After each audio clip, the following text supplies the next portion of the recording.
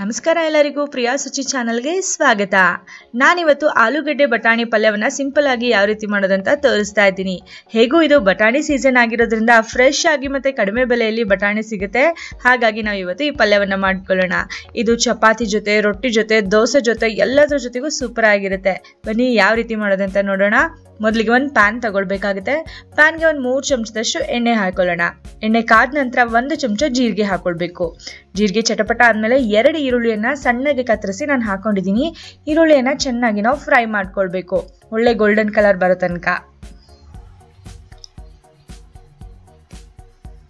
ಈರುಳ್ಳಿ ಚೆನ್ನಾಗಿ ಫ್ರೈ ಆಗಿದೆ. ಈಗ ನಾನು ಸ್ವಲ್ಪ ಇಂಗು ಹಾಕೊಳ್ತಾ ಇದ್ದೀನಿ. ಒಂದು 1/4 ಚಮಚದಷ್ಟು ಇಂಗು ಕೂಡ ಹಾಕೊಂಡು ಅದನ್ನು ಕೂಡ ಚೆನ್ನಾಗಿ ಫ್ರೈ ಮಾಡ್ಕೊಳ್ಳೋಣ. ಈಗ ಲೈಟ್ ಆಗಿ ಈರುಳ್ಳಿ ಕಲರ್ ಚೇಂಜ್ ಆಗಿದೆ. ಈಗ ನಾನು ಹಸಿಮೆಣಸಿನ್ಕಾಯಿ ಕೂಡ ಹಾಕೊಳ್ತಿದ್ದೀನಿ. 3 ರಿಂದ 4 ಹಸಿಮೆಣಸಿನ್ಕಾಯಿನ ಸಣ್ಣದಾಗಿ ಹೆಚ್ಚಿ ಹಾಕೊಳ್ಳೋಣ. 1 ಚಮಚದಷ್ಟು ಶುಂಠಿ ಬೆಳ್ಳುಳ್ಳಿ ಪೇಸ್ಟ್ನ ಹಾಕೊಳ್ತಾ ಇದ್ದೀನಿ. ಶುಂಠಿ ಬೆಳ್ಳುಳ್ಳಿ ಪೇಸ್ಟ್ ಮನೆಯಲ್ಲೇ ಮಾಡಿದ್ರೆ ಒಳ್ಳೇದು, ಒಳ್ಳೆ ಫ್ಲೇವರ್ ಬರುತ್ತೆ.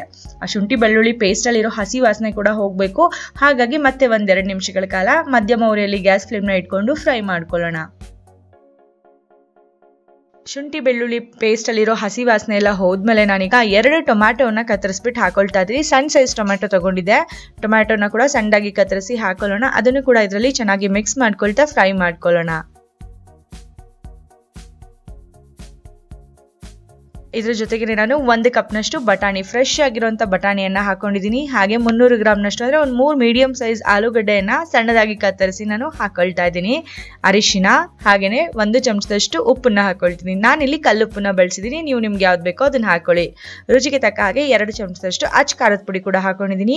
1/4 ಚಮಚದಷ್ಟು ಜೀರಿಗೆ ಪುಡಿ, 1 ಚಮಚದಷ್ಟು ಧನಿಯಾ ಪುಡಿ ಎಲ್ಲವನ್ನ ಹಾಕಿ ಚೆನ್ನಾಗಿ ಮಿಕ್ಸ್ ಮಾಡ್ಕೊಳ್ಳೋಣ.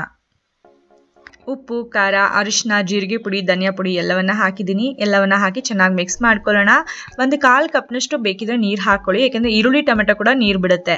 ಲಿಡ್ನ ಕ್ಲೋಸ್ ಮಾಡಿ 15 ನಿಮಿಷ ಬೇಯಿಸ್ಕೊಳ್ಬೇಕು. 15 ನಿಮಿಷ ಆದ್ಮೇಲೆ ಆಲೂಗಡ್ಡೆ ಬಟಾಣಿ ಎರಡೂ ಕೂಡ ಸಾಫ್ಟ್ ಆಗಿ ಬೆಂದಿರುತ್ತೆ. ನೋಡಿ ಎಷ್ಟು ಚೆನ್ನಾಗಿ ಬೆಂದಿದೆ.